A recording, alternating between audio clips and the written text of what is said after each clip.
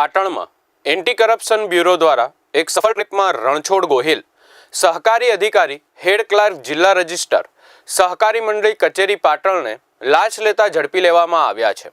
આ ઘટના 21 એપ્રિલ 2025ના રોજ બની હતી। એક નાણાં ધિરાણના વ્યવસાયની સાથે જોડાયેલા આ કિસ્સો છે। વ્યવસાયને ઓનલાઈન પોર્ટલમાં લોન લેનારની એન્ટ્રીઓમાં ભૂલ થઈ હતી। આ ભૂલ સુધારવા માટે હેડ ક્લાર્ક રણછોડ દરેક એન્ટ્રી દીઠ 400 રૂપિયા માંગ્યા હતા। કુલ 22 એન્ટ્રીઓ માટે 8,800 રૂપિયાની લાંચની માંગણી કરી હતી। ફરિયાદી જે નાણાં ધિરાણનો વ્યવસાય કરે છે એ સરકાર દ્વારા ઓનલાઈન પોર્ટલમાં લોન લેનારની એન્ટ્રીઓમાં થયેલ ભૂલને સુધારવા માટે આક્ષેપિતને મળ્યા હતા। આક્ષેપિતે 22 એન્ટ્રીઓના સુધારા માટે રૂપિયા 8,800ની ગેરકાયદેસર લાંચની માંગણી કરી હતી, જેમાંથી રૂપિયા 400 એક એન્ટ્રીના સુધારા માટે માંગવામાં આવ્યા હતા।